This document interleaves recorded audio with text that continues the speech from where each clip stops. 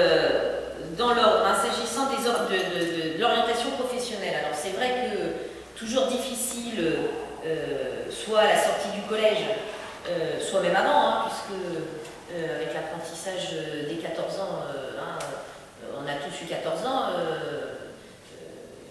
c'est pas toujours facile à cet âge-là, même bien après, de savoir précisément ce qu'on veut faire toute sa vie le lendemain. Toujours toute sa vie, mais enfin de se projeter professionnellement à cet âge-là.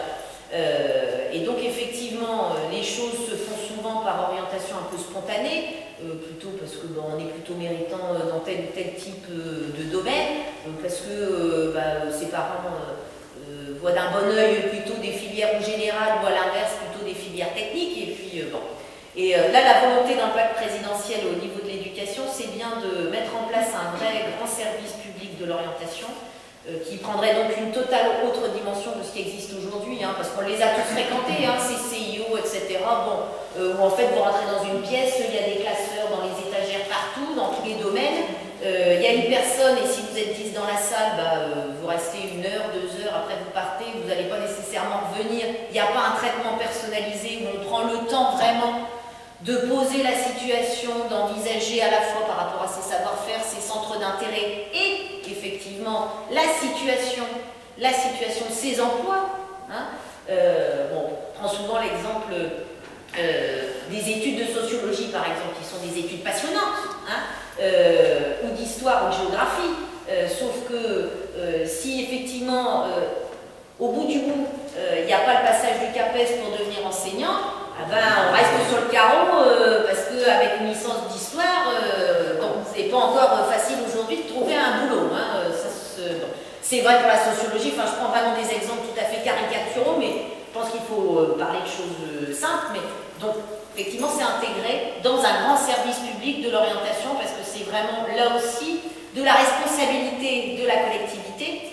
Hein, et là, plus précisément, donc, de l'environnement éducatif des adolescents, de poser effectivement de façon préventive et mieux accompagner des destins personnels qui après peuvent là aussi générer des drames ou des jeunes qui ont bien réussi leurs études, etc., mais qui sont vraiment dans des voies de garage, tombent dans des situations de dépression, deviennent RMistes, n'arrivent plus à en sortir, n'ont plus de rebond. Donc c'est important effectivement de pointer ce point. Sur la santé. Alors là, la santé, on est aussi sur un des droits fondamentaux aujourd'hui dans notre société qui est un petit peu malmenée. Hein. C'est une des plus grosses inégalités en France, l'accès à la santé, pour un tas de raisons. Là aussi, ça veut dire donc que le pouvoir public, l'État, doit prioriser la prévention en matière de santé publique sur un certain nombre de points, réaffirmer le primat d'une santé à dimension publique, parce que ça garantit l'accès à la santé pour chacun, donc ça va dans le sens de l'égalité. Hein. Et donc, regarder plus précisément les modalités aujourd'hui d'organisation de la santé. Il y a des, pas chez nous, pas dans ces termes-là, mais dans certaines zones rurales, il n'y a plus rien de rien.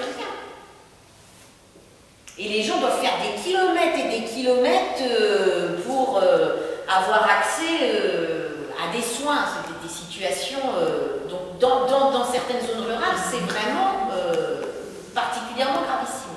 Dans le même temps, dans certains quartiers, entre guillemets, qui sont stigmatisés à souhait, etc.,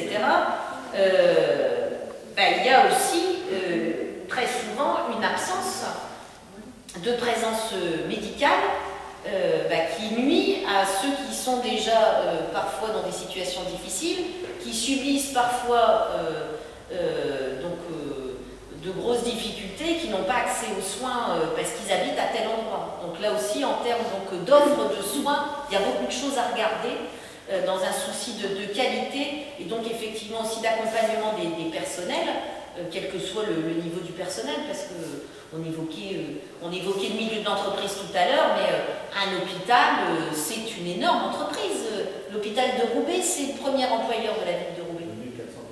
C'est le premier employeur de la ville de Roubaix. C'est des grosses machines, c'est des vraies entreprises.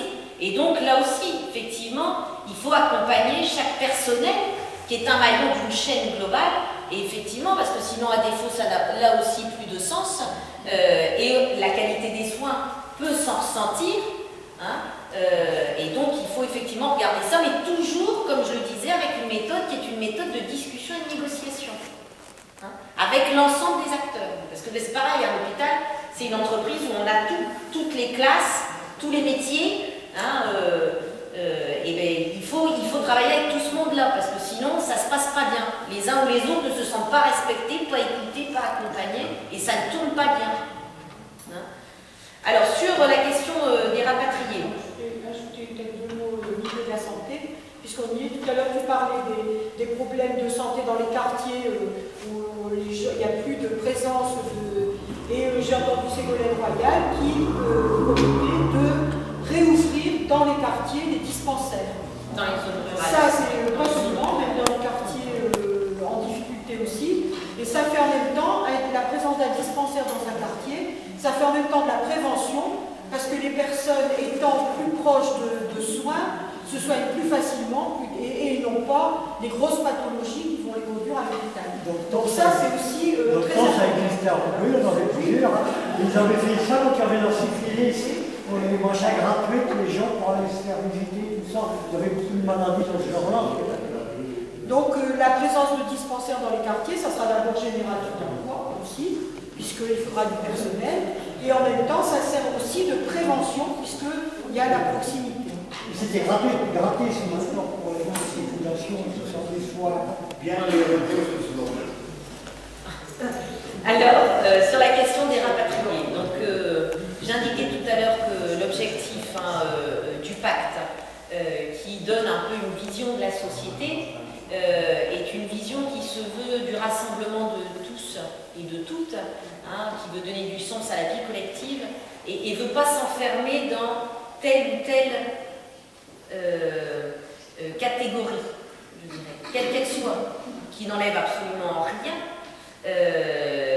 L'important, c'est l'intérêt de la question des rapatriés, mais la situation d'aujourd'hui fait que la reconnaissance de l'État, de la nation, par rapport à la population rapatriée, s'est déclinée déjà du temps des gouvernements de gauche, de 80 à 88, et puis ensuite dans les deuxièmes parties, avec un certain nombre de mesures spécifiques par rapport à l'emploi, par rapport au logement, vous les connaissez, donc il y a des dispositifs spécifiques qui existent. Si, il y a des dispositifs spécifiques qui existent. Ouais. Ah oui, mais pas pour les dernières générations. C'est-à-dire qu'à un moment,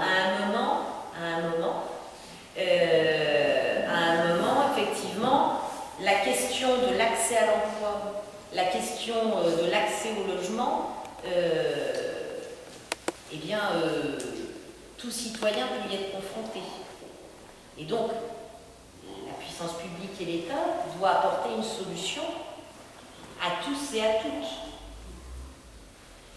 Il y a eu effectivement en son temps, je redis, pour les premières et deuxièmes générations de rapatriés, des dispositifs spécifiques, parce que l'État est redevable.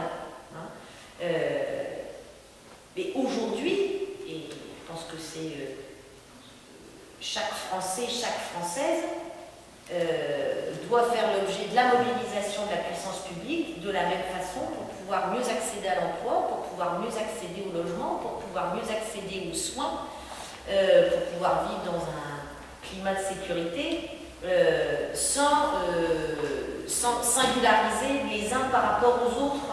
Parce que les uns vont se regarder en disant eh bien pourquoi, ou ce qui n'était pas le cas avant, puisqu'effectivement il y a eu des accompagnements particuliers, donc je dis pour les premières et deuxièmes générations.